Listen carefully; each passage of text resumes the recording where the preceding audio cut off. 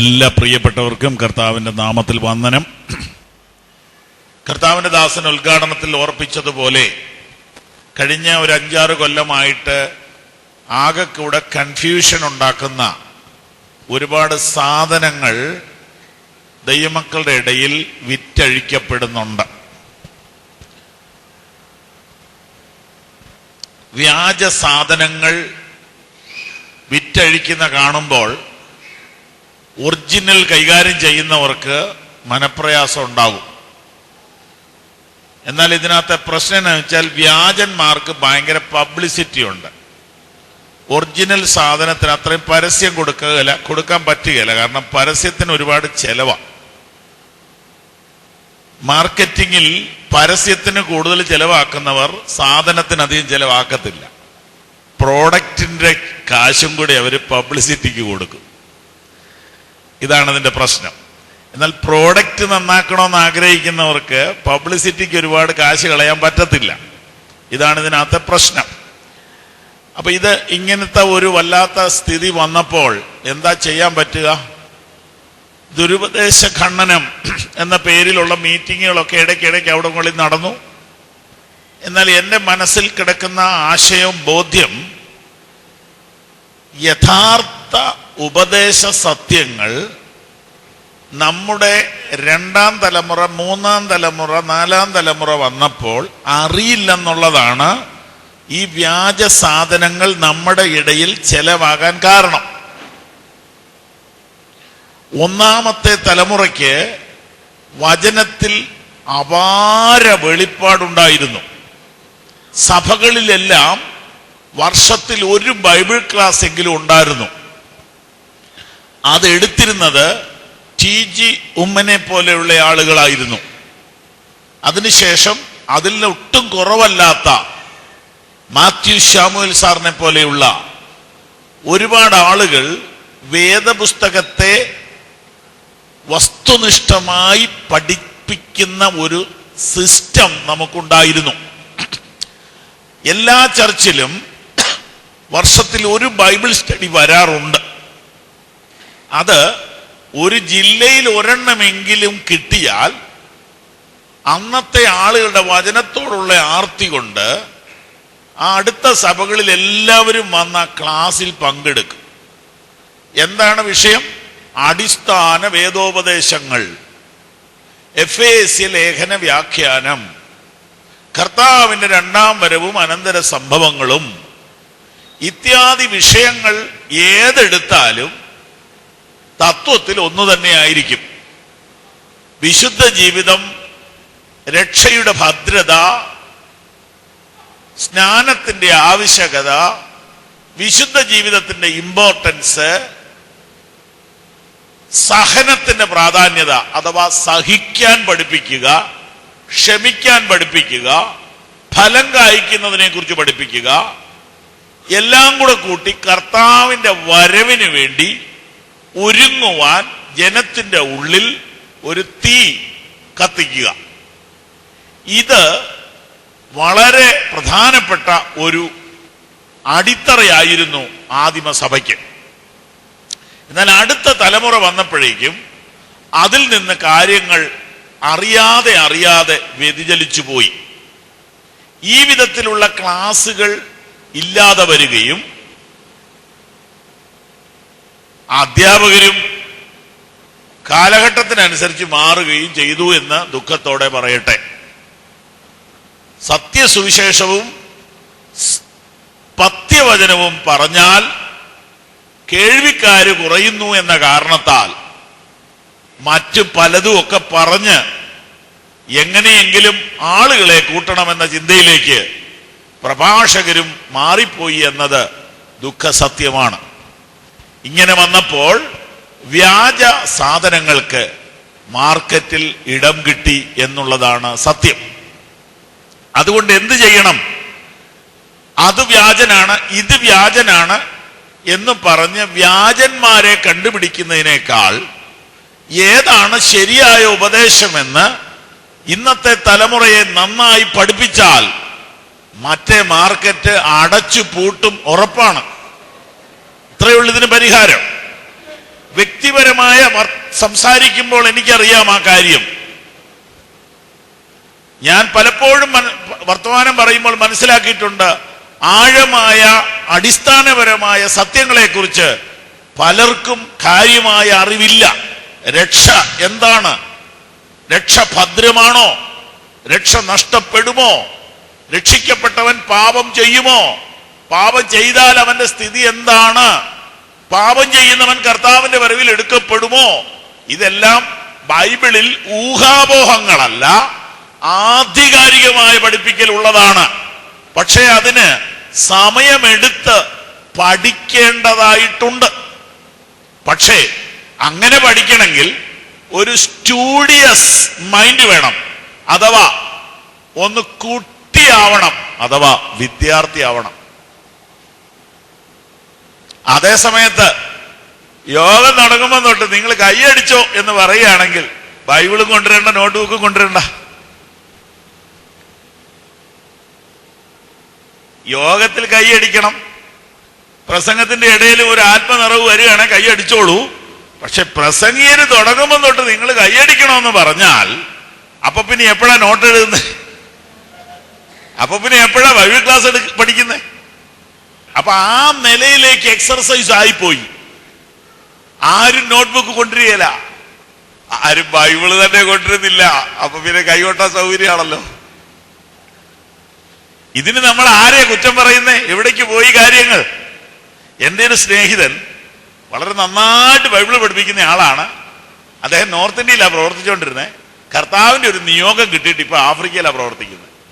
ഞാൻ ഇടയ്ക്ക് ഫോൺ വിളിക്കുമ്പോൾ എന്നോട് പറയും, അച്ഛാ ഞാൻ നാട്ടിലേക്കില്ല, എൻ്റെ നാട് ആഫ്രിക്ക എന്ന് പറഞ്ഞു. ഓക്കെ, അപ്പൊ പറയാൻ വന്ന വിഷയം അതല്ല. അവിടുത്തെ ഒരു വീഡിയോ എന്നെ കാണിച്ചു. എനിക്ക് ലജ്ജിച്ചു പോയി ഞാൻ. എന്നാ കാര്യം എന്നറിയോ? നമ്മളെക്കാളൊക്കെ പാവപ്പെട്ട ആളുകള്, നമ്മളൊക്കെ ഇടുന്ന ഷൂവോ നമ്മളൊക്കെ ഇടുന്ന ചെരുപ്പോ ഒന്നും അവർക്കില്ല. നമ്മൾ ഇടുന്ന ഈ മറ്റേ ലൂയിസ് ഫിലിപ്പിന്റെ ഷർട്ടൊന്നും അവർക്കില്ല. അവര് ചിലപ്പം സാധാരണയൊക്കെ ഇടുന്നത്. പക്ഷെ ഇവരുടെ എല്ലാം കയ്യിൽ നോട്ട്ബുക്കും ഉണ്ട്, ബൈബിളും ഉണ്ട്.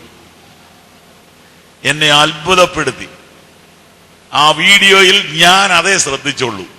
സ്ത്രീകളും പുരുഷന്മാരും എല്ലാം നോട്ട്ബുക്കും ബൈബിളും പേനായിട്ടാണ് വരുന്നത്. ആര് പ്രസംഗിച്ചാലും എന്നെ പ്രസംഗിച്ചാലും അവർ എഴുതിയെടുക്കും.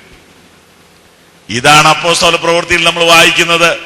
വീട്ടിൽ ചെന്നിട്ട് അവർ നോക്കും, തിരുവെഴുത്തുകൾ അങ്ങനെ തന്നെയോ എന്ന് ദിനം പ്രതി പരിശോധിച്ചിരുന്നു. അപ്പൊ ഞാനൊരു ചോദ്യം ചോദിക്കുക, ഇന്ന് നോട്ട്ബുക്ക് കൊണ്ടത് എത്ര പേരുണ്ട്? കൈ പൊക്കണ്ട. സ്തോത്രം. ഇനി അടുത്ത ചോദ്യം ചോദിച്ചാൽ വലിയ കഷ്ടകാലാവും. ബൈബിള് കൊണ്ടുവരാത്ത എത്ര പേരുണ്ട്? ഇഷ്ടം പോലെ പേരുണ്ട്, അതുകൊണ്ട് വെളിപ്പെടുത്തുന്നില്ല.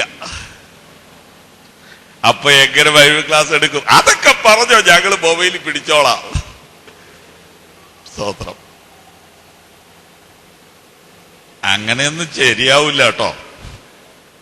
നോട്ട് എഴുതണം, എന്നാലേ ക്ലാസ് ആകത്തുള്ളൂ. അല്ലെങ്കിൽ പ്രസംഗിക്കുക, നിങ്ങൾ ഹല്ലേലൂയ പറയാൻ പറയുക, നിങ്ങളെ കൊണ്ട് നിങ്ങൾ കൈ കൊട്ടുക, അങ്ങനെ ഇങ്ങനെ ഒരു സന്തോഷത്തിലങ്ങ് പോകാം. പക്ഷെ അതിനല്ല ഈ മീറ്റിംഗ്, അതിനല്ല ഈ മീറ്റിംഗ്. നിങ്ങളിത് എഴുതിയെടുക്കണം. എന്നാലേ നമ്മൾ ഈ പറയുന്ന പ്രയോജനം കിട്ടത്തുള്ളൂ. യഹോവയുടെ ന്യായപ്രമാണത്തെ രാപ്പകൽ ധ്യാനിക്കുന്നവൻ ഭാഗ്യവാൻ. വചനം പഠിച്ചാൽ പോരാ, നിശ്ചയം പ്രാപിക്കണം. അതുപോരാ, നിലനിൽക്കണം. ഇതെല്ലാം വചനത്തിൽ നിന്നാണ് ഞാൻ ഈ പറയുന്നത്. പഠിച്ചാൽ പോരാ, നിശ്ചയം പ്രാപിക്കണം.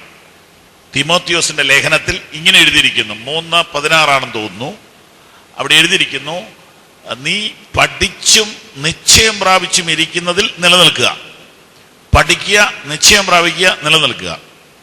അതെന്തുവാ? അതൊരു ഭയങ്കര സംഭവമാണ്. പഠിച്ചു നിശ്ചയം പ്രാപിക്കുക എന്ന് പറഞ്ഞാൽ അത് പൗലോസ് അങ്ങനെ പറയുന്നു, തോമസ് അങ്ങനെ പറയുന്നു, ബാബു ചെറിയാൻ ഇങ്ങനെ പറയുന്നു എന്നല്ല. എനിക്ക് എൻ്റെതായിട്ട് അതിലൊരു ബോധ്യം വരണം. കോൺഫിഡൻസ് എന്ന് പറയും. അപ്പൊ പഠിക്കുക, നിശ്ചയം പ്രാപിക്കുക. അവരൊക്കെ ഇങ്ങനെ പറയുന്നു, ഇവരൊക്കെ അങ്ങനെ പറയുന്നു. അങ്ങനെ പറയുന്ന ഒരാൾക്കൊരിക്കലും ഒരു ഉറപ്പ് കിട്ടത്തില്ല. ആ വിഷയത്തിൽ നിശ്ചയം പ്രാപിക്കണം. പഠിച്ചു, നിശ്ചയം പ്രാപിച്ചു. 3 നിലനിൽക്കണം. എന്ന് പറഞ്ഞാൽ ഇംപ്ലിമെന്റ് ചെയ്യണം, ജീവിതത്തിൽ അത് പ്രാക്ടിക്കലാക്കണം, നിലനിൽക്കണം. ജോലി സ്ഥലത്തും യാത്രയിലും വീട്ടിലും എല്ലാം ഇത് ഇംപ്ലിമെന്റ് ചെയ്യണം, പഠിക്കണം, നിശ്ചയം പ്രാപിക്കണം, നിലനിൽക്കണം. അപ്പോ ആ നിലയിൽ നമ്മളൊന്ന് ശരിയാകുന്നില്ലെങ്കിൽ നമ്മുടെ കാര്യം കഷ്ടത്തിലാണ്. ഈ ബൈബിൾ കിട്ടാത്ത ഒരുപാട് മനുഷ്യരുണ്ട്. അവരൊരു ബൈബിളിന്റെ കോപ്പി കിട്ടാൻ വേണ്ടി കൊതിക്കുകയാണ്. ആഫ്രിക്കയിൽ ഞാൻ പറഞ്ഞ ആ പ്രത്യേക കൗണ്ടിയിലെ ദൈവദാസന്മാർ പറഞ്ഞത്, ഒരു പള്ളിയിൽ ഒരു ബൈബിളുണ്ട്, അതുകൊണ്ട് എല്ലാവരും കൂടെ കൂടി വായിക്കണം.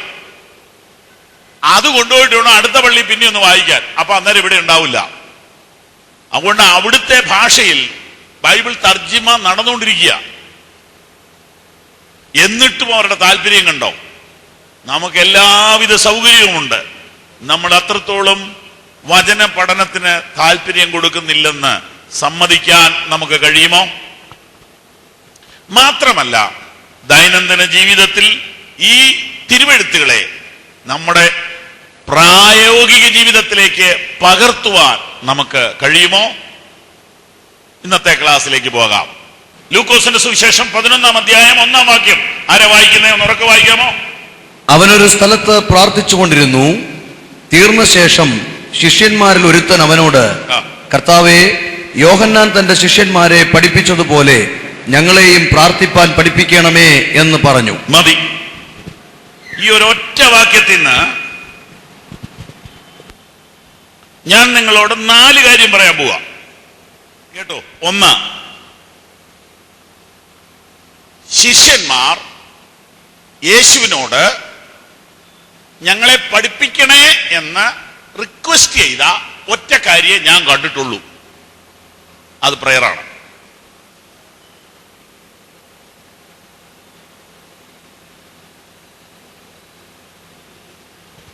ശിഷ്യന്മാർ യേശുവിനോട് ഞങ്ങളെ പഠിപ്പിക്കണേ എന്ന് ആവശ്യപ്പെട്ട ഒറ്റ കാര്യേ ഞാൻ കാണുന്നുള്ളൂ. അതിന്റെ വിശദീകരണം പറയാൻ പോവാ. അതിന്റെ വിശദീകരണം വാസ്തവത്തിൽ അതായിരുന്നോ ചോദിക്കേണ്ടത്? നിങ്ങൾ എന്റെ കൂടെ വരണേ. ഞാനാണെങ്കിൽ എന്തു ചോദിക്കും എന്ന് ഞാൻ ചിന്തിച്ചു നോക്കിയത് പറയുക. യേശുവിന്റെ കൂടെ ഇങ്ങനെ നടക്കുക ശിഷ്യന്മാര്. അപ്പൊ ആദ്യത്തെ അത്ഭുതം ഒന്ന് പറഞ്ഞേ. ആദ്യത്തെ അത്ഭുതം ഏതാ? കാനായിലെ കല്യാണ വീട്ടിലെ അത്ഭുതം. ഞാനാണെങ്കിൽ കല്യാണ വീട്ടിലെ അത്ഭുതം കഴിഞ്ഞേച്ച് അന്ന് വൈകിട്ട് കർത്താവിന്റെ അടുക്ക ചെല്ലും. കർത്താവേ, ഒരു കാര്യം ഒന്ന് ചോദിച്ചോട്ടെ? ചോദിക്കും, പെട്ടെന്ന് ചോദിക്കും. ആ വെള്ളം എങ്ങനെയാ വീഞ്ഞാക്കി ടെക്നിക്കൊന്ന് പറഞ്ഞുതരാവോ? Trade secret. അത് കിട്ടിയാ പിന്നെ ഒരു മാസവും നടത്താനൊക്കെ എന്ത് എളുപ്പം. മണല് വാരിയിട്ട് ബിരിയാണിയാക്കി മാറ്റിയാ പോരെ.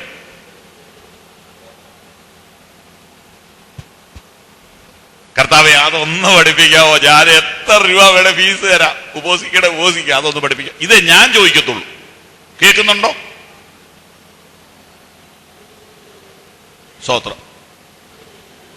അപ്പൊ കർത്താവ് പറയും, നീ എന്റെ കൂടെ കുറെ ദിവസം കൊണ്ട് നടക്ക്, നേരം പഠിച്ചോളൂ. ഓക്കെ. അത് കഴിഞ്ഞ് ഒരു ദിവസം നോക്കുമ്പോ യേശു വെള്ളത്തിന്റെ മുകളിൽ കൂടെ നടന്നു വരിക. അന്ന് ഞാൻ ഉറങ്ങുകയില്ല, രാത്രി കുത്തിയിരിക്കും. കർത്താവെ, പ്ലീസ് ആ വെള്ളത്തിന്റെ മുകളിലൂടെ നടക്കുന്ന ആ അഭ്യാസം ഒന്ന് പഠിപ്പിക്കാവുക. സുവിശേഷ വേല എനിക്ക് പുല്ല് പോലെ ചെയ്യാം, കാരണം തൊടാൻ പറ്റിയല്ല ആർക്കും പിന്നെ നമ്മളെ. അതല്ലേ വിഷയം. ഞാൻ ഇന്ന് ഈ കടല് കണ്ടിട്ട് അന്തം വിട്ടുപോയി. കടൽ ഇതിനു മുമ്പ് കണ്ടിട്ടുണ്ട്, എന്നാൽ കുറച്ച് നേരം കണ്ടപ്പോഴേ അതിന്റെ മുകളിലൂടെ യേശു, എന്നെ കൂടെ വന്ന സഹോദരൻ ചോദിക്കുക, ഇതുപോലെ തിരമാല വരുമ്പോൾ ഇതിന് മുകളിൽ കൂടി എങ്ങനെ യേശു നടന്നേന്ന്. അതൊരു ചോദ്യമാ. തിരമാല ഇങ്ങനെ പൊങ്ങി വരിക, അതിന്റെ മുകളിൽ കൂടി യേശു നടന്ന എങ്ങനെയാ? ഞാൻ പറഞ്ഞു, ഇത്രയും വലിയ കടലല്ല, ഗന്നേസരത്ത് തടാകത്തിലാണ് ആ സംഭവം നടന്നത്. പാട്ടെ, എന്ത് പാട്ടെ, കർത്താവിന് നടക്കാമല്ലോ. കർത്താവല്ല ഇതിനെ സൃഷ്ടിച്ചത്. ഈ വെള്ളം എല്ലാം കൂടെ ഈ ഭൂമിയുടെ മുകളിലായിരുന്നു. ഓർക്കുന്നുണ്ടോ? ഈ വെള്ളം എല്ലാം കൂടെ ഈ ഭൂമിയുടെ മുകളിലായിരുന്നു, ഭൂമി ഇതിന്റെ അടിയിലായിരുന്നു എന്നൊക്കെ പറഞ്ഞാൽ വ്യാഖ്യാനിക്കാൻ പറ്റത്തില്ല. ഒരു ദിവസം തമ്പുരാൻ ഓർഡർ ഇട്ടു, വെള്ളം ഒരു സ്ഥലത്ത് കൂടട്ടെ, കര തെളിഞ്ഞു വരട്ടെ. അങ്ങനെ ഈ കുറച്ച് കര തെളിഞ്ഞു കിട്ടി. അവിടെയാ നമ്മൾ ഈ വീട് വെച്ച് താമസിക്കുന്നത്. എന്നിട്ട് മാറിയ വെള്ളത്തോടൊരു കൽപ്പന, ഈ മണല് വരെ വരാം, അത് ഞനങ്ങി പോരുത്. നിങ്ങളൊന്ന് ചിന്തിച്ചു നോക്കിയേ, ഈ പഞ്ചസാര മണലെ വന്നിട്ട് ഈ തിരമാല വന്ന് ഇടിച്ചേച്ച് തിരിച്ചൊക്കെ പോവുക. എന്നാ ഇച്ചിവിടെ കയറാൻ മേലെ, ഇച്ചിവിടെ കയറിയ ബീച്ച് ഹോട്ടൽ ഒറ്റയിടം കാണുകയില്ല. തമ്പുരാൻ ഇതിനെയൊക്കെ നിർത്തിയിരിക്കുന്ന കണ്ടോ നിങ്ങള്? അപ്പോ യേശുവിന്റെ കൂടെ ഞാൻ അന്ന് ഉണ്ടായിരുന്നെങ്കിൽ ഞാൻ കർത്താവിനെ വട്ടമിട്ട് പിടിക്കും. എന്റെ പൊന്നെ കർത്താവെ, ഞാനും ഉപവസിക്കാൻ കല്യാണം വേണേ വേണ്ടെന്ന് വെക്കാം, എനിക്ക് വെള്ളത്തിന്റെ മുകളിലൂടെ ഒന്ന് നടന്നേച്ചങ്ങ് മരിച്ചാ മതി. അപ്പൊ കർത്താവ് പറയും, നീ എന്റെ കൂടെ നില്ല്, പഠിപ്പിക്കാം. ഓ, ഇത് എത്ര നാള് നിന്നാലാ പഠിക്കുന്നത്. അങ്ങനെ പോകുമ്പോഴാണ് വസ്ത്രത്തിന്റെ തൊങ്ങൽ തൊട്ട് വെച്ചൊരു പുള്ളിക്കാരത്തി ബ്ലഡ് ക്യാൻസർ മാറുന്നു, സൗഖ്യം. കർത്താവേ, ഇതൊന്ന് ഈ ഉടുപ്പേ കൂടെ ശക്തി വരുന്ന പരിപാടി ഒന്ന് പഠിപ്പിക്കായിരുന്നെങ്കിൽ, അല്ലെങ്കിൽ ഈ ഉടുപ്പിന്റെ ഒരു കഷ്ണം മുറിച്ചു തന്നാലും മതി. അങ്ങനെയൊക്കെ അല്ലേ ഈ ദുരുപദേശം ഉണ്ടാകുന്നേ. അപ്പൊ കർത്താവ് പറയും, എടാ പൊട്ട, ഉടുപ്പിലൊന്നും അല്ല, നീ നില്ല്, എന്റെ കൂടെ നില്ല്, പറയാം.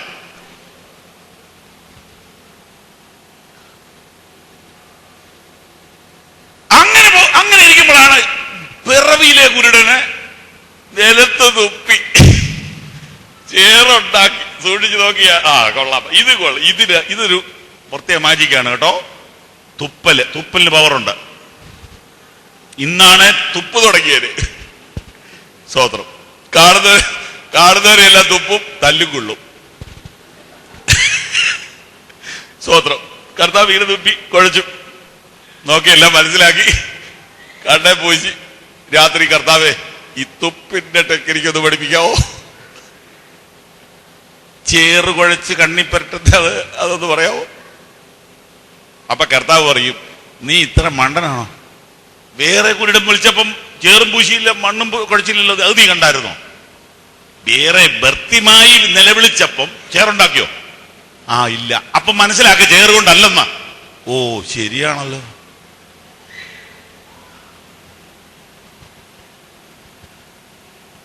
ഒന്നും പഠിപ്പിക്കുകയില്ല. അങ്ങനെ ഇരിക്കുമ്പോഴാണ്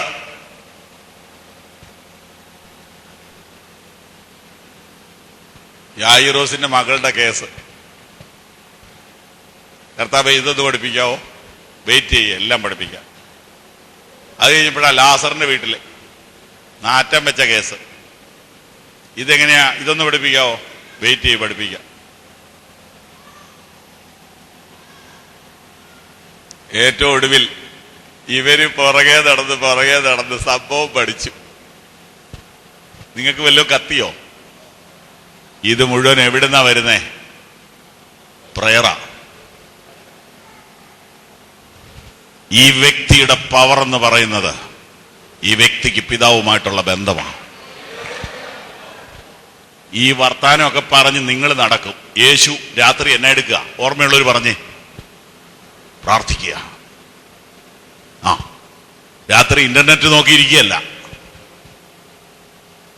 പിതാവിനെ നോക്കിയിരിക്കുക. കൂടെ നടക്കുന്നവർക്ക് രഹസ്യം അറിയാം. ഇവര് കൂടെ നടന്ന് കാര്യം മനസ്സിലാക്കി. യേശു മുഴുവൻ സമയവും പ്രാർത്ഥനയില. ഇതിങ്ങനെ ഒരു ക്ലാസ് അങ്ങ് പറഞ്ഞു പോകുകയൊന്നും അല്ല. ഇങ്ങനെ ഒരു ഉപദേശി അവന്റെ ജീവിതത്തെ മാറ്റിയാൽ അവന്റെ ജീവിതം മാറും. ഇങ്ങനെ ഒരു സഹോദരി അവരുടെ ജീവിതത്തെ മാറ്റിയാൽ അവരുടെ ജീവിതം മാറും. ഇങ്ങനെ ഒരു പാസ്റ്റർ അവന്റെ ടൈം ടേബിൾ തിരുത്തിയാൽ, അവന്റെ പ്രയോറിറ്റി തിരുത്തിയാൽ അവന്റെ ലൈഫ് മാറും. അവന്റെ ലൈഫ് മാറും. ടൈം ടേബിൾ തിരുത്തുക, പ്രയോറിറ്റി തിരുത്തുക. എന്താ ഈ പറഞ്ഞു വരുന്നത്? ടൈം ടേബിൾ ഉണ്ടെങ്കിലല്ലേ തിരുത്താൻ പറ്റുള്ളൂ. സമയം ഉപയോഗിക്കുന്നവർക്ക് സമയം കിട്ടത്തുള്ളൂ. സമയത്തെ കൃത്യമായി വിഭജിച്ച് ഓരോരോ ആവശ്യത്തിന് മാറ്റിവെക്കണം. അല്ലെങ്കിൽ സമയമില്ല എന്ന് ഇങ്ങനെ പറഞ്ഞുകൊണ്ടിരിക്കാം. C.H. സ്പർജൻ പറഞ്ഞിരിക്കുന്നത്, ഞാനൊരു അത്യാവശ്യ കാര്യം ഒരാളെ ഏൽപ്പിക്കുകയാണെങ്കിൽ ഏറ്റവും ബിസിയായ ആളെ ഏൽപ്പിക്കത്തുള്ളൂ. കാരണം ബിസിയായ ആള് കൃത്യമായിട്ട് ജോലി ചെയ്യുന്ന ആളാ. ഒരു പണിയില്ലാത്തവരെ ഞാൻ ഏൽപ്പിക്കത്തില്ല, കാരണം അവൻ ഉറങ്ങത്തേ ഉള്ളൂ. സമയം ഉപയോഗിക്കുന്നവർക്കേ സമയമുള്ളൂ. യേശു സമയം ഉപയോഗിച്ചു, കൃത്യമായിട്ട് ഉപയോഗിച്ചു. അവൻ പ്രാർത്ഥനയ്ക്കാണ് തന്റെ ടൈം ടേബിളിൽ കൂടുതൽ സമയം. ഒരു ഹല്ലേലൂയ പറയാമോ? യേശുവിന്റെ ടൈം ടേബിളിൽ പ്രാർത്ഥനയ്ക്കാണ് കൂടുതൽ സമയം. നിങ്ങളുടെ ടൈം ടേബിളിലോ? ഒന്ന് ആത്മാർത്ഥത കാണിച്ചേ, ഒരു നിമിഷം ഒന്ന് കണ്ണടച്ചേ, എല്ലാ കണ്ണൊന്ന് അടച്ചേ, എല്ലാ കണ്ണുകളും ഒന്ന് അടച്ചേ, എന്നിട്ടൊന്ന് സ്വയം ശോധന ചെയ്തേ, അകത്തോട്ടൊന്ന് നോക്കിക്കേ, കർത്താവിന്റെ മുഖത്തേക്കൊന്ന് നോക്കിക്കേ. നിങ്ങളുടെ പ്രാർത്ഥന എത്രയുണ്ട്? യേശുവിന്റെ ടൈം ടേബിളിൽ കൂടുതൽ സമയം പ്രാർത്ഥനയ്ക്കായിരുന്നു. ഒന്നിങ്ങനെ നോട്ട്ബുക്കിലോട്ട് എഴുതണം, എന്റെ സമയത്തിൽ എത്ര ഞാൻ പ്രാർത്ഥനയ്ക്കായി മാറ്റിയിരിക്കുന്നു. രാത്രി മുഴുവൻ പ്രാർത്ഥിച്ചുണർന്ന ഭക്തിയുള്ളൊരു യേശുവേ. കണ്ണുകൾ അടച്ച് കർത്താവിന്റെ മുഖത്തേക്ക് നോക്കി. രാത്രി മുഴുവൻ പ്രാർത്ഥിച്ചുണർന്ന ഭക്തിയുള്ളൊരു യേശുവേ, പ്രാർത്ഥിപ്പാനായും ഉണരാനായും ശക്തിയെനിക്കു നൽകണേ. പ്രാർത്ഥിപ്പാനായും ഉണരാനായും ശക്തിയെനിക്കു നൽകണേ. രാത്രി മുഴുവൻ പ്രാർത്ഥിച്ചുണർന്ന ഭക്തിയുള്ളൊരു യേശുവേ, രാത്രി മുഴുവൻ പ്രാർത്ഥിച്ചുണർന്ന ഭക്തിയുള്ളൊരു യേശുവേ, പ്രാർത്ഥിപ്പാനായും ഉണരാനായും ശക്തിയെനിക്കു നൽകുകേ. പ്രാർത്ഥിപ്പാനായും ഉണരാനായും ശക്തിയെനിക്കു നൽകുകേ. യേശുവേ, നിന്റെ രൂപമീ എന്റെ കണ്ണുകൾക്കെത്ര സൗന്ദര്യം. യേശുവേ, ശബ്ദമുയർത്തി പാടിയാട്ട്, ഒന്നുകൂടെ ശബ്ദമുയർത്തി. യേശുവേ,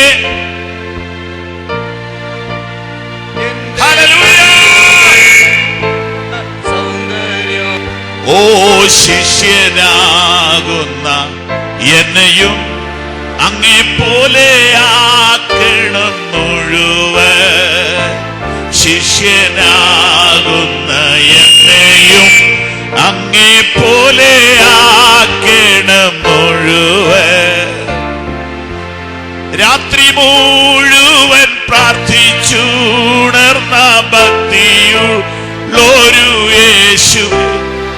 ഒന്ന് കർത്താവിനോട് പറഞ്ഞേ, കർത്താവിനോടൊന്ന് പറഞ്ഞേ, നിങ്ങളുടെ മേലൊരു ആത്മാവിനെ ദൈവം പകരട്ടെ. പ്രാർത്ഥനയുടെ ഒരു ആത്മാവിനെ പകരട്ടെ. ഞാൻ ആ കാലത്ത് ഞാൻ ജനത്തിന്റെ മേൽ യാചനയുടെയും പ്രാർത്ഥനയുടെയും ആത്മാവിനെ പകരും. ഇവിടെയുള്ള ജനത്തിന്റെ മേൽ പ്രേയർ ഓഫ് സപ്ലിക്കേഷൻ, പ്രാർത്ഥനയുടെ ആത്മാവിനെ ദൈവം പകരുന്നു. ദൈവം പകരുന്നു. അതങ്ങ് പ്രാപിച്ചോണ്ട് ഇന്ന് രാത്രി പോകണം. പ്രാർത്ഥനയുടെ ആത്മാവിനെ ഇന്ന് രാത്രി ആര് പ്രാപിക്കും?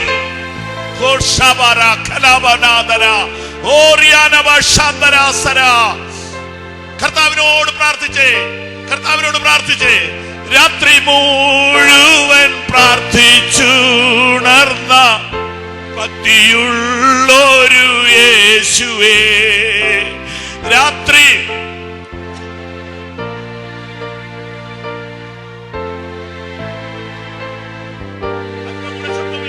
രാത്രി മുഴുവൻ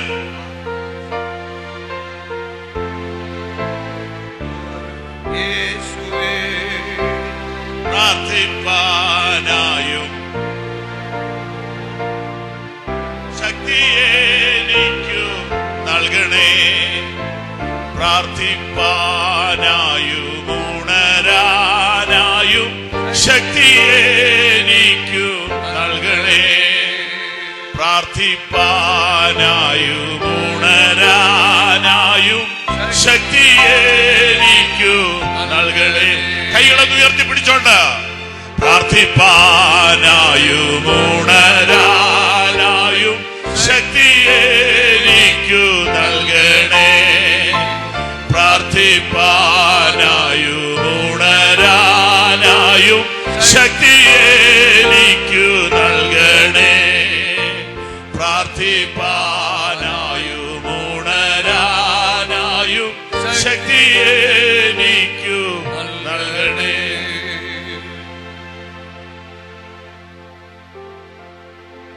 ഹല്ലേലൂയ. ദൈവത്തിന്റെ ആത്മാവ് പ്രവർത്തിക്കുന്നത് നിങ്ങൾ തിരിച്ചറിയണം.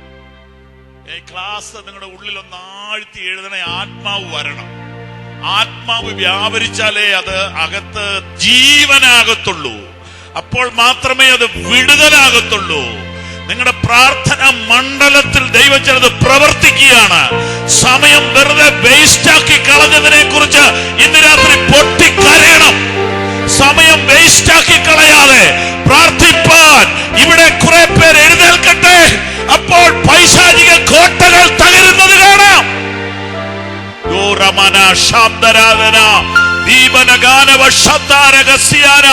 യേശുവിന്റെ നാമത്തിൽ ഈ ജനത്തിന് വേണ്ടി പ്രാർത്ഥിക്കുന്നു. ഇവരുടെ ടൈം മുഴുവനും വേസ്റ്റാക്കി കർത്താവെ കെട്ടുകഥ പറഞ്ഞ് തമാശ പറഞ്ഞ് ടെലിവിഷന്റെ മുമ്പിൽ സമയം കളയുന്നവർക്ക് വേണ്ടി യേശുവിന്റെ നാമത്തിൽ ഞാൻ പ്രാർത്ഥിക്കുന്നു.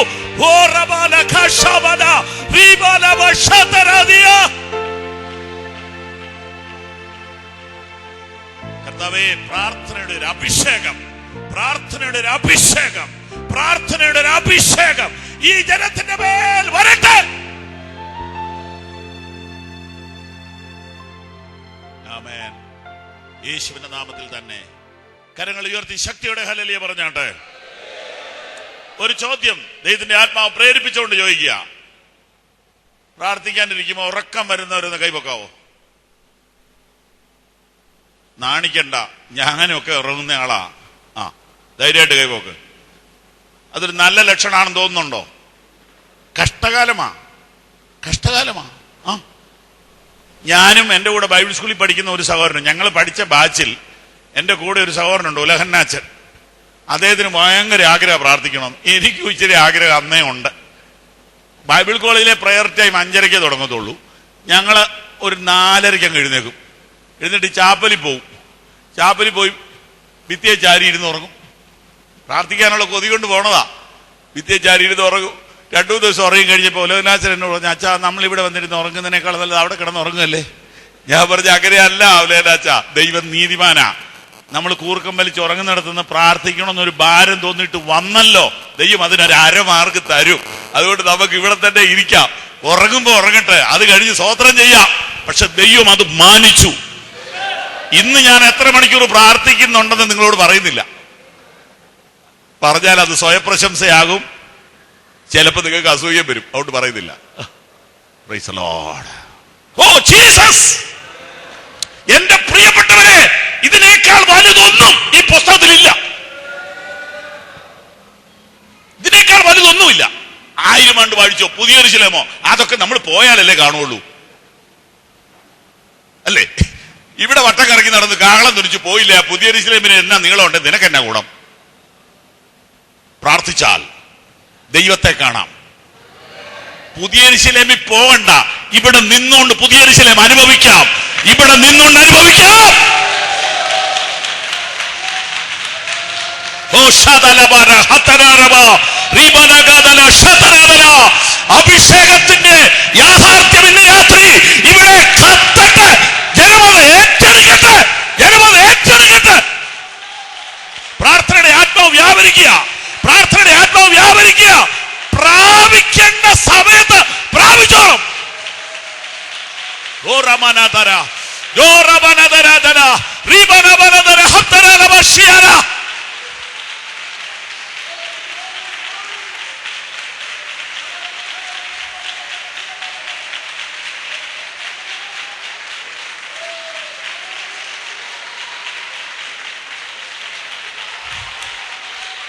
തീ പിടിച്ചു തുടങ്ങിയിട്ടുണ്ട്, തീ പിടിച്ചു തുടങ്ങിയിട്ടുണ്ട്. ദൈവത്തെ സ്തുതിച്ചോ, വാ തുറന്ന് ദൈവത്തെ സ്തുതിച്ചോ.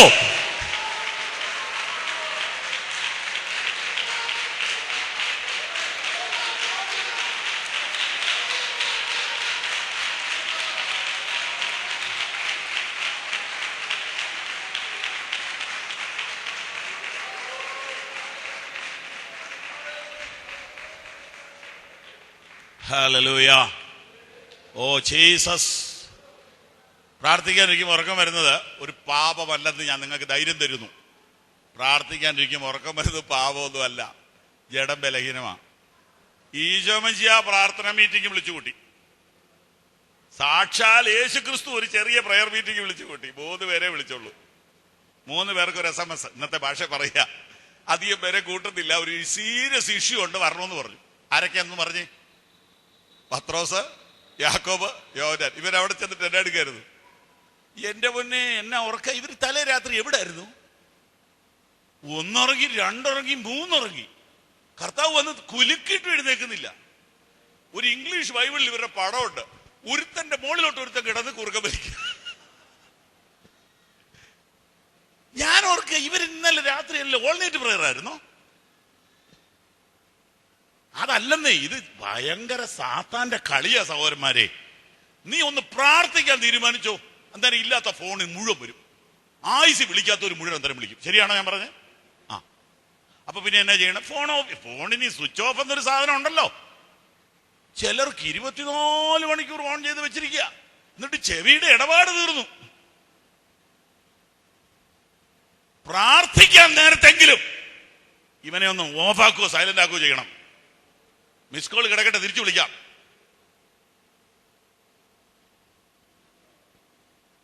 ഹല്ലേലൂയ. യേശുമ്പുര 3 പേരെ വിളിച്ചു വരുത്തിട്ട് 3 ഉറങ്ങുക.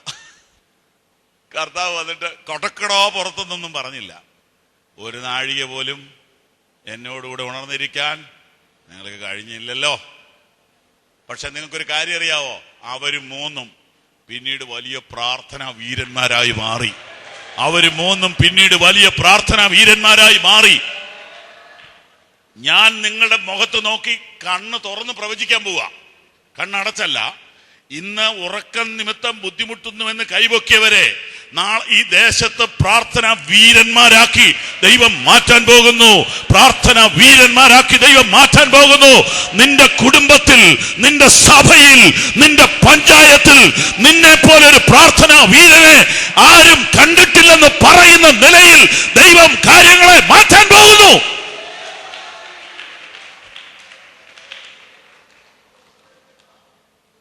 നിങ്ങൾക്കറിയാമോ, ഭാരതത്തിന്റെ അവസ്ഥ മാറാൻ പോവുക. ചർച്ച് ഹാളുകൾ പുതിയതായിട്ട് പണിയാൻ വളരെ ബുദ്ധിമുട്ടുണ്ട്. സെമിത്തേരികൾ കിട്ടത്തില്ല. കഴിഞ്ഞ 100 കൊല്ലത്തെ സ്ഥിതിയല്ല അടുത്ത നാളുകൾ നാം കാണാൻ പോണത്. ഞാൻ നെഗറ്റീവായ കാര്യം പൊതുവെ പറയുന്നില്ല. നോർത്ത് ഇന്ത്യയിൽ നിന്ന് കിട്ടിയ വാർത്തകൾ ഞെട്ടിപ്പിക്കുന്നതാണ്. അത്രേ പറയുന്നുള്ളൂ. ഇനിയും ഇവിടെ പിടിച്ചു നിൽക്കണമെങ്കിൽ പ്രയർ പഠിച്ചോണം, പ്രയർ പഠിച്ചോണം, കേട്ടോണം. പ്രസംഗിക്കാൻ അവസരമില്ലാതെ വന്നാൽ എന്തു ചെയ്യും? പാട്ട് കൊയറ് അറേഞ്ച് ചെയ്യാൻ ഇവിടെ സമ്മതിക്കാത്ത കാലം വന്നാൽ എന്തു ചെയ്യും? കണ്ടിന്യൂ ചെയ്യാവുന്ന ഒറ്റ കാര്യമേ ഉള്ളൂ, പ്രയർ. നിർത്താൻ പറ്റാത്ത ഒറ്റ സാധനമേ ഉള്ളൂ, പ്രയർ. ബാക്കിയെല്ലാം നിന്നുപോകും. എഴുതി വെച്ചോ ഞാൻ ഈ പറയുന്നത്. എന്നാൽ പ്രാർത്ഥിക്കുന്നവൻ തോക്കത്തില്ല, പ്രാർത്ഥിക്കുന്നവൻ തളരത്തില്ല. മുട്ട തഴമ്പുള്ളവനെ തോപ്പിക്കാൻ ലോകത്തിലൊരു ശക്തിക്കും കഴിയില്ല.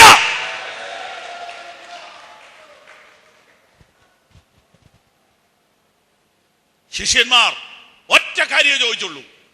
ഓ, നിങ്ങൾക്ക് എന്നെ പോലെ അതൊന്ന് ചിന്തിച്ചൊന്ന് സന്തോഷിക്കാവോ? നിങ്ങൾ പത്രോസിനെ വിളിച്ച് ചോദിര്, യോഹന്നാനെ വിളിച്ച് ചോദിര്, നിങ്ങൾ എന്ത് പൊട്ടന്മാരാ, നിങ്ങൾ ഈ പ്രാർത്ഥിക്കാൻ പഠിപ്പിക്കണമെന്ന് പറഞ്ഞ നേരത്ത് കടലിന്റെ മുകളിൽ കൂടെ നടക്കാൻ പറയാൻ എന്താ? ഞാൻ നാടൻ ഭാഷയിലാ പറയുന്നേ, കാരണം സാധാരണക്കാരല്ലേ കേൾക്കുന്നേ. അവർ മനസ്സിലാക്കി ആത്മീയ വിജയത്തിന്റെ രഹസ്യം പ്രാർത്ഥനയാണ്. വിശുദ്ധ ജീവിതത്തിന്റെ രഹസ്യം പ്രാർത്ഥനയാണ്. സാത്താന്റെ തലയെ തകർക്കാനുള്ള മാർഗം പ്രാർത്ഥനയാണ്. പിശാചിന്റെ തന്ത്രങ്ങളുടെ മുമ്പിൽ ജയിക്കാൻ ഒരൊറ്റ മാർഗമേ ഉള്ളൂ, പ്രാർത്ഥന.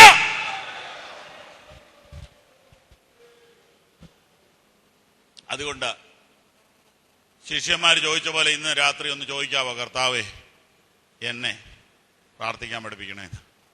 ആത്മാർത്ഥമായിട്ടൊന്ന് പറയാവോ? കർത്താവേ എന്നെ പ്രാർത്ഥിക്കാൻ പഠിപ്പിക്കണേ ഒന്ന് പറയാവോ? കണ്ണൊന്നടച്ചേ. ഹല്ലേലൂയ. കണ്ണടച്ചേ. കണ്ണിട്ട് വലത്തെ കൈ ഒന്ന് ഉയർത്തിപ്പിടിച്ച് ഈ പ്രാർത്ഥന ഒന്ന് ഏറ്റു ചൊല്ലിക്കേ. കർത്താവേ, അടിയനെ പ്രാർത്ഥിക്കാൻ പഠിപ്പിക്കണമേ. കർത്താവേ, അടിയന്റെ പ്രാർത്ഥനാ ജീവിതം ഒന്ന് ഉണർത്തണമേ.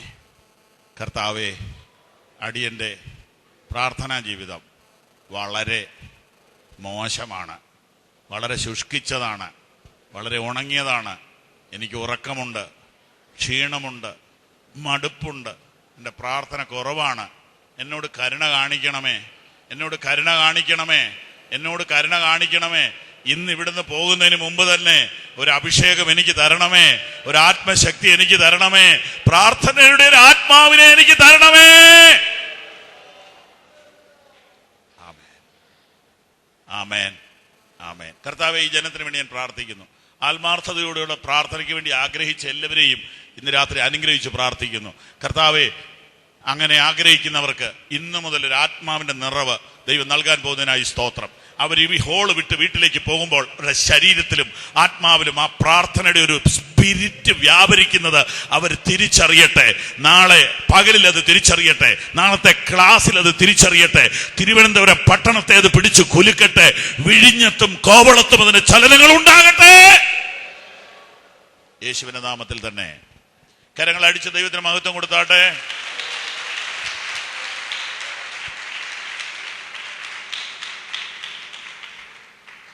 ഞങ്ങളെ പഠിപ്പിക്കണമേ എന്ന് ശിഷ്യന്മാർ റിക്വസ്റ്റ് ചെയ്ത ഏക വിഷയം പ്രയർ.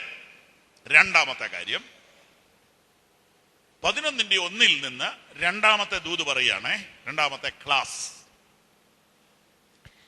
സർവശക്തനും സർവജ്ഞാനിയും സകല മനുഷ്യന്റെയും സൃഷ്ടാവുമായ കർത്താവായ യേശു ഈ ഭൂമിയിൽ വന്നിട്ട് മനുഷ്യനെ എഴുതി പഠിപ്പിച്ച ഒറ്റ കാര്യമേ ഉള്ളൂ. എന്തുവാ? പ്രാർത്ഥനയാണ്.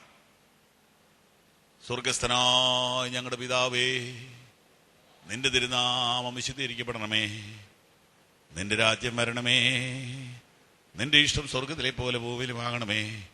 ഞങ്ങൾക്ക് ആവശ്യമുള്ള ആഹാരം ഞങ്ങൾക്ക് തരണമേ. ഞങ്ങളുടെ കടക്കാരോട് ഞങ്ങൾ ക്ഷമിച്ചതുപോലെ ഞങ്ങളുടെ കടങ്ങളും പാപങ്ങളും ഞങ്ങളോട് ക്ഷമിക്കണമേ. ഞങ്ങളെ പരീക്ഷയിൽ പ്രവേശിപ്പിക്കരുതേ, ദുഷ്ടങ്ങളിൽ നിന്ന് ഞങ്ങളെ വിടുവിക്കണമേ.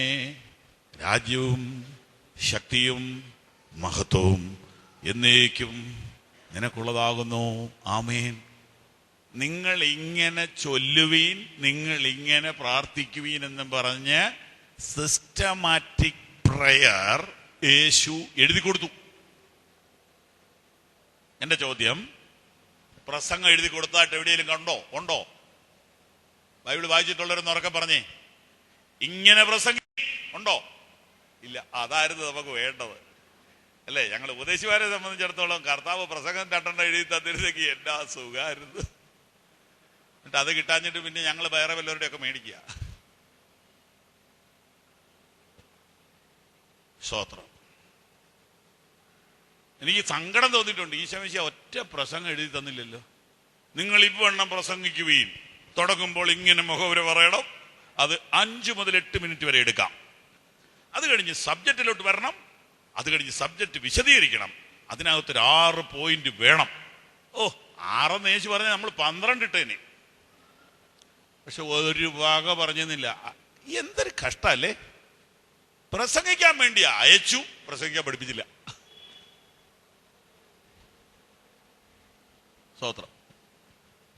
രണ്ടാമത് പഠിപ്പിക്കേണ്ടത് ഭൂതത്തെ എങ്ങനെ പുറത്താക്കാം, എങ്ങനെ നിൽക്കണം, ഏത് കൈ നീട്ടണം, ഏത് പദങ്ങളൊക്കെ ഉപയോഗിക്കണം, എത്ര മിനിറ്റ് കഴിയുമ്പോഴാണ് ഗെറ്റ് ഔട്ട് എന്ന് പറയേണ്ടത്, മുടിക്ക് പിടിക്കണോ വേണ്ടയോ, ഇതൊന്നും പഠിപ്പിച്ചില്ല. എന്നിട്ട് എന്തെല്ലാം അഭ്യാസ ഭൂതത്തെ ഇറക്കാനാന്ന് പറഞ്ഞ ആൾക്കാർ കാണിച്ചോണ്ട് കിടക്കുന്നത്.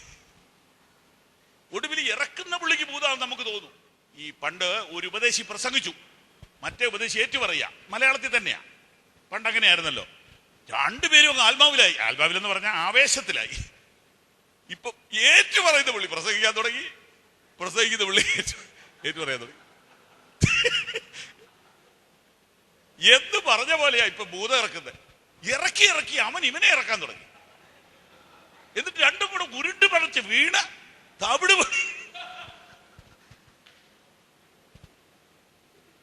ഇതെല്ലാം ഇങ്ങനെ വീഡിയോയിൽ കൂടെ വന്നുകൊണ്ടിരിക്കുക. ഇതെല്ലാം കണ്ട് തല മരയ്ക്കുക. ഇത് കാണുമ്പോ ഒരു കുഴപ്പമുണ്ട്. എന്നാ നെഗറ്റീവായ ഒരു കാര്യം വരും. എന്നാ ഭൂതശാന്തി വേണ്ട, അയ്യോ അങ്ങനെ പറയല്ലേ, അന്യഭാഷ വേണ്ട, ചാടണ്ട, തുള്ളണ്ട. എന്റെ പൊന്നെ, ചാടിയെങ്കിലും ചെയ്തില്ല പിന്നെ പെന്തിക്കോസിൽ എന്നാ ഉള്ളേ? ഒരു നല്ല വർഷിപ്പല്ലേ നമ്മുടെ കൈമുതല്. നമ്മുടെ ചർച്ചിൽ വന്ന എന്നെ കിട്ടാനുള്ളേ. ആളുകളൊന്ന് എൻജോയ് ചെയ്ത് ആരാധിക്കുന്നതിനെ ഡിസ്കറേജ് ചെയ്യരുത്. ഈ ഭൂതശാന്തി അന്യഭാഷയെല്ലാം കളിയാക്കി പ്രവചനത്തെ എല്ലാം കുറ്റം പറഞ്ഞേച്ച് ഇതൊരു ബ്രദറൻ സഭയാക്കി മാറ്റരുത്. അത് അതിനേക്കാൾ സങ്കടമാ. പ്രവാചകന്മാരെ കുറ്റം പറഞ്ഞ്, ഭൂതത്തെ ശാസിക്കുന്നവരെ കുറ്റം പറഞ്ഞേച്ച് അടുത്ത തലമുറ വരുമ്പം ഇതൊരു ഉണക്ക സഭയാക്കും. അങ്ങനെ ചെയ്യരുത്. ഭൂതങ്ങളുടെ മേൽ അധികാരം ദൈവസഭയ്ക്കുണ്ട്. നിങ്ങൾ പുതുഭാഷകളിൽ സംസാരിക്കും. നൃത്തം ചെയ്ത് ദൈവത്തെ ആരാധിക്കുന്ന സഭയാ പെന്തക്കോസ്ത് സഭ. ആരാധനയിൽ ബന്ധനം അഴിയുമെന്ന് ഞാൻ വിശ്വസിക്കുന്നു. എത്ര പേര് വിശ്വസിക്കുന്നു? കരങ്ങൾ ഉയർത്തി ഹല്ലേലൂയ പറഞ്ഞാട്ട്. അതൊന്നും തെറ്റിച്ചു കളയരുത്. അതൊന്നും നമ്മുടെ കൂട്ടത്തിൽ നിന്ന് എടുത്തു കളയരുത്. വലിയ പണ്ഡിതന്മാർ ചിലർ കയറി പറയും, ആരാധിച്ചാലൊന്നും ബന്ധനൊന്നും ഒഴിയത്തില്ല, ബന്ധനം അഴിഞ്ഞവരെ ആരാധിക്കേണ്ടത്. ഇതൊക്കെ പ്രാക്ടിക്കലൊന്നും അല്ല സഹോദരങ്ങളെ. ബന്ധനമൊക്കെ പണ്ട് അഴിഞ്ഞതാ. പക്ഷെ ഇപ്പൊ ഒന്ന് സ്വയം പരിശോധിച്ച് നോക്കിക്കേ. മനസ്സ് ക്ഷീണിച്ച്, ശരീരം ക്ഷീണിച്ച് വന്നിരിക്കുമ്പോ ആത്മാവിൽ ഒരു ആരാധന വെളിപ്പെട്ടാൽ ഒരു കെട്ടു പൊട്ടുന്നത് നിങ്ങൾ അനുഭവിച്ചിട്ടില്ലേ? ഞാൻ എത്ര പ്രാവശ്യം അനുഭവിച്ചിട്ടുണ്ട്. പ്രസംഗിച്ചുകൊണ്ടിരിക്കുമ്പോൾ ജനം ആത്മാവിലാവുകയും രോഗസൗഖ്യം നടക്കുകയും ചെയ്യുന്നത് എത്രയോ പ്രാവശ്യം ഞാൻ കണ്ടിട്ടുണ്ട്. അതുകൊണ്ട് ഇതൊരു ഉണക്കസഭയാക്കല്ലേ കേട്ടോ. അത് ഇടയ്ക്കങ്ങ് പറഞ്ഞതേ ഉള്ളൂ. സ്തോത്രം. അപ്പോ ഭൂതത്തെ ഇറക്കുന്നത് എങ്ങനെയാന്ന് യേശു പഠിപ്പിച്ചില്ലെന്നാ ഞാൻ പറഞ്ഞു വന്നത്. അതും പഠിപ്പിച്ചില്ല. സർവജ്ഞാനിയായ സർവശക്തനായ നമ്മുടെ സൃഷ്ടാവായ കർത്താവ് നമ്മളെ പ്രസംഗിക്കാനും പഠിപ്പിച്ചില്ല, ഭൂതത്തെ ഇറക്കാനും പഠിപ്പിച്ചില്ല. ഇപ്പൊ എങ്ങാണ്ട് അന്യഭാഷ പഠിപ്പിക്കുന്ന കോളേജ് ഉണ്ടെന്ന് കേട്ടു. ഇനി അതുകൂടെ വരാനുള്ളൂ. കർത്താവേ വേഗം വരണേ. പ്രയർ ഉണ്ടെങ്കിൽ ആത്മാക്കൾ തന്നെ വരും. പ്രയർ ഉണ്ടെങ്കിൽ സാമ്പത്തിക വിടുതൽ തന്നെ വരും. പ്രയർ ഉണ്ടെങ്കിൽ രോഗസൗഖ്യം തന്നെ വരും. പ്രയർ ഉണ്ടെങ്കിൽ എല്ലാം ഉണ്ട്. പ്രയർ ഇല്ലെങ്കിൽ ഒന്നുമില്ല.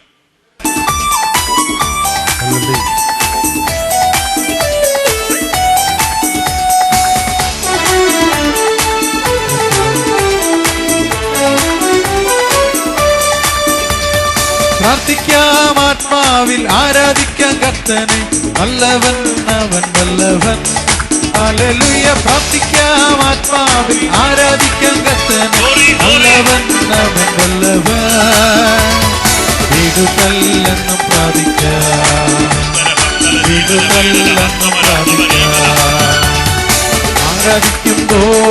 വിടുതൽ, ആരാധിക്കുമ്പോൾ സൗഖ്യം. ആരാധിക്കുമ്പോൾ വിടുതൽ, ആരാധിക്കുമ്പോൾ സൗഖ്യം. ദേഹന്റെ ആത്മാവ് സമാധാനം സന്തോഷം ദാനമായി നാഥൻ നൽകി. ദേഹന്റെ ആത്മാവ് സമാധാനം സന്തോഷം ദാനമായി നാഥൻ നൽകി. ഓ പ്രാർത്ഥിക്കാം ആത്മാവിൽ, ആരാധിക്കാം കർത്തനെ, നല്ലവൻ അവൻ വല്ലഭൻ. ഹല്ലേലൂയ. പ്രാർത്ഥിക്കാം ആത്മാവിൽ, ആരാധിക്കാം കർത്തനെ, നല്ലവൻ അവൻ വല്ലഭൻ. വിടുതൽ എന്നും പ്രാപിക്കാം, വിടുതൽ എന്നും പ്രാപിക്കാം. അടുത്തു പോകാതെ പ്രാർത്ഥിക്കാം, വിശ്വാസത്തോടെ പ്രാർത്ഥിക്കാം. അടുത്തു പോകാതെ പ്രാർത്ഥിക്കാം, വിശ്വാസത്തോടെ പ്രാർത്ഥിക്കാം. നീതിമാൻ പ്രാർത്ഥന, ശ്രദ്ധയുള്ള പ്രാർത്ഥന, ഫലിക്കും രോഗിക്ക് സൗഖ്യമാണ്. നീതിമാൻ പ്രാർത്ഥന, ശ്രദ്ധയുള്ള പ്രാർത്ഥന, ഫലിക്കും രോഗിക്ക് സൗഖ്യമാണ്. പ്രാർത്ഥിക്കാം ആത്മാവിൽ, ആരാധിക്കാം കർത്തനെ, നല്ലവൻ അവൻ വല്ലഭൻ. ഹല്ലേലൂയ. പ്രാർത്ഥിക്കാം ആത്മാവിൽ, ആരാധിക്കാം കർത്തനെ, നല്ലവൻ അവൻ വല്ലഭൻ. വിടുതൽ എന്നും പ്രാപിക്കാം, വിടുതൽ എന്നും പ്രാപിക്കാം. യാചിപ്പീനെന്നാൽ ലഭിക്കും, യാചിപ്പീനെന്നാൽ ലഭിക്കും, അന്വേഷിപ്പീൻ കണ്ടെത്തും. മുട്ടുവിൻ തുറക്കും സ്വർഗത്തിൻ കലവറ, പ്രാപിക്കാം എത്രയോ നന്മകൾ. മുട്ടുവിൻ തുറക്കും സ്വർഗത്തിൻ കലവറ, പ്രാപിക്കാം എത്രയോ നന്മകൾ. പ്രാർത്ഥിക്കാം ആത്മാവിൽ, ആരാധിക്കാം കർത്തനെ, നല്ലവൻ അവൻ വല്ലഭൻ. ഹല്ലേലൂയ. പ്രാർത്ഥിക്കാം ആത്മാവിൽ, ആരാധിക്കാം കർത്തനെ, നല്ലവൻ അവൻ വല്ലഭൻ. വിടുതൽ എന്നും പ്രാപിക്കാം, വിടുതൽ എന്നും പ്രാപിക്കാം. ആരാധിക്കുമ്പോൾ വിടുതൽ, ആരാധിക്കുമ്പോൾ സൗഖ്യം. ആരാധിക്കുമ്പോൾ വിടുതൽ, ആരാധിക്കുമ്പോൾ സൗഖ്യം. ദേഹം ദേഹി ആത്മാവിൽ സമാധാന സന്തോഷം ദാനമായി നാഥൻ നൽകി. ശക്തിയോടെ ദേഹം ദേഹി ആത്മാവിൽ സമാധാന